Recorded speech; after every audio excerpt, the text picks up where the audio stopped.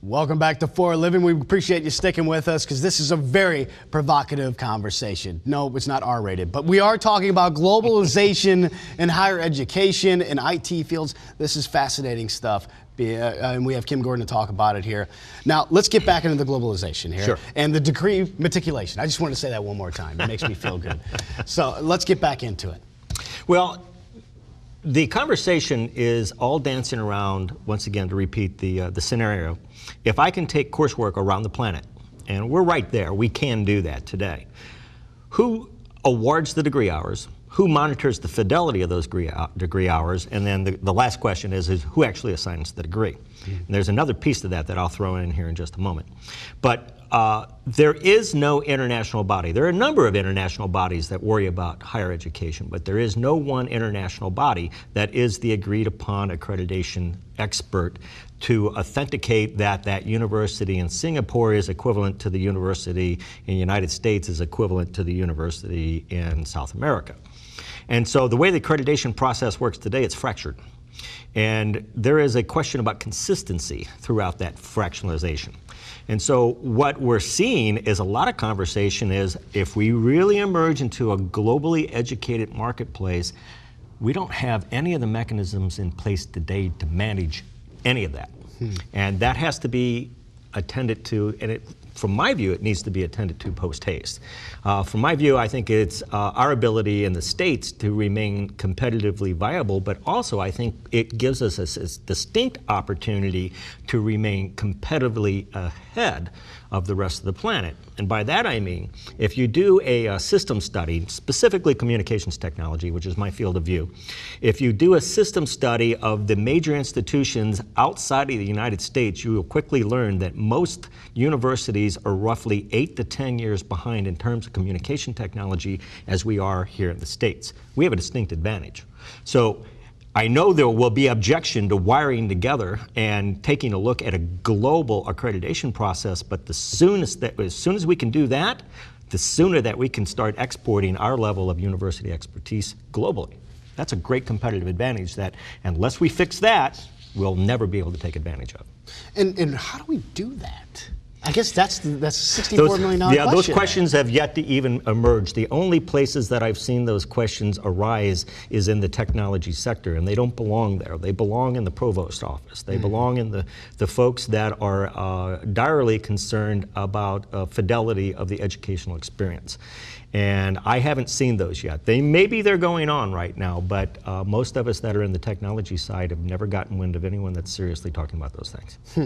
And again, we're talking about something that we can learn abroad, where we can pick up skills from other places that might have a better system of teaching, if you will. Like you mentioned, it might be better to learn your Russian in Moscow, right? And it might be better to learn your science from Sweden.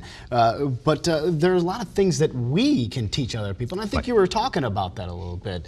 There's a lot of things that we can offer to other countries, and so are we really missing the boat here as higher education institutions? Well, I don't think the folks that are in the higher education technology arena are going to miss the boat.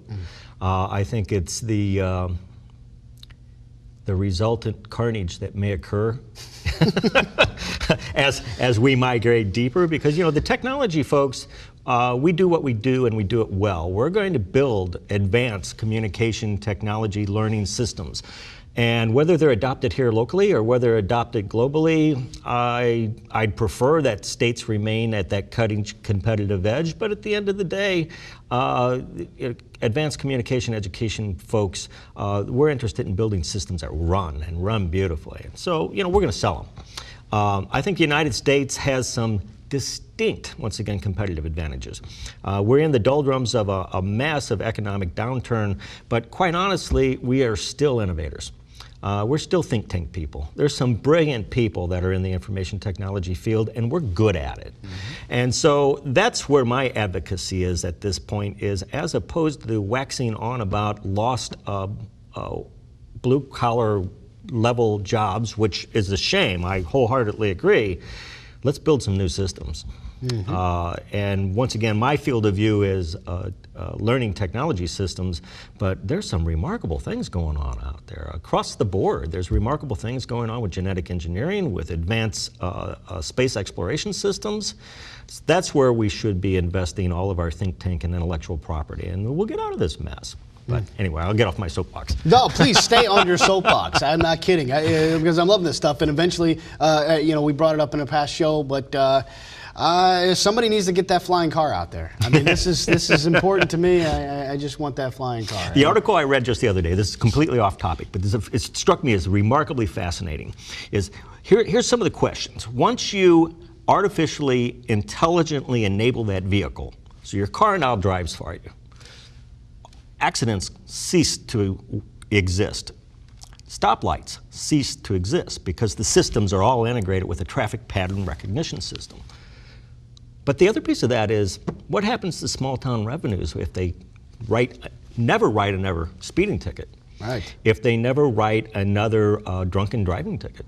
And so what that struck me as is we invent technologies and then society has significant impact that are just unforeseen.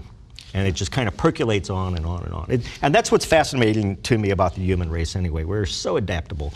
I object to people who say that technology is moving too fast. It's not moving fast enough as far as I'm concerned. Step on the gas. Let's go.